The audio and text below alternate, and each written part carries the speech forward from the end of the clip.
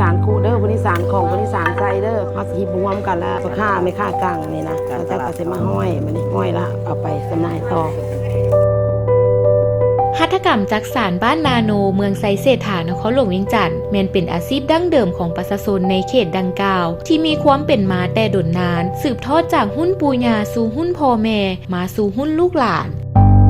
จักสานเนี่ยเขาสืบทอดแต่พ่อแต่แม่เขาก็ไปต่อกันมาเลยแต่พ่อแต่แม่จะปูแต่ย่ามาเขาเกิดขึ้นมาเขาเห็นเป็นเห็ดเลยเขาเห็นแน่เขาก็เห็นเห็ดมานี่เริ่มจับผ้าจับมือเห็ดน้ำเพื่อนแล้วก็ตีไปเรื่อยๆเลยตกมาลูกเขาแกต่อเองเลยนะเกิดขึ้นมามันเลยเห็นเลยการจักสานตาสานหัวสานว่าแล้วแต่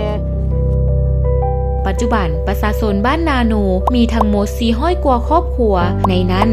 40% ได้ถือเอาหัตถกรรมจักสานเป็นอาชีพหลักผลิตภัณฑ์จักสานหลักๆแม่นหมวย1เข้านอกนั้นก็มีผลิตภัณฑ์อื่นๆตามการสั่งซื้อของลูกค้า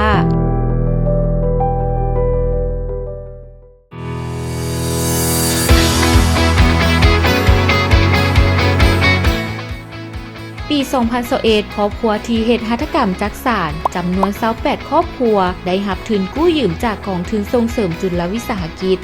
กิจขนาดน้อยและกลางหรือทสวผ่านสถาบันการเงินจุลภาคที่รับเงินฝากประตูคำรวมมูลค่า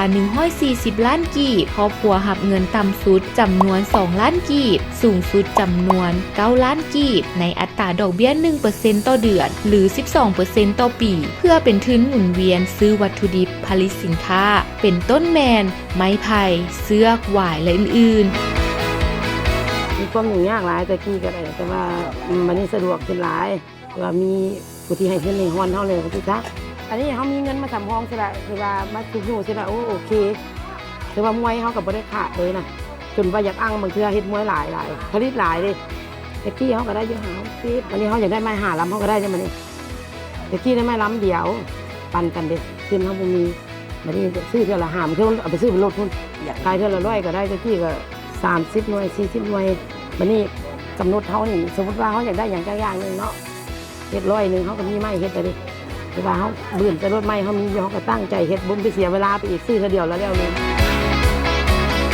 ก่อนได้หับทุนจากทสวแม่นได้นำไส้ทุนตนเองและกู้ยืมเงินนำกองทุนบ้านในอัตราดอกเบี้ย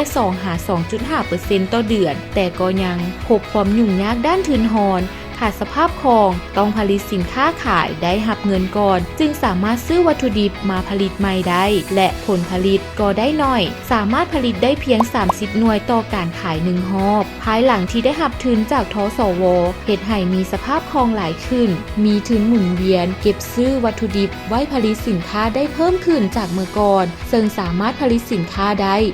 100-200 หน่วยต่อรอบและก็สามารถผลิตได้เป็นประจำบ่ขาดช่วงสร้างรายรับให้แก่ครอบครัวเฉลี่ย3 ล้านกีบต่อเดือน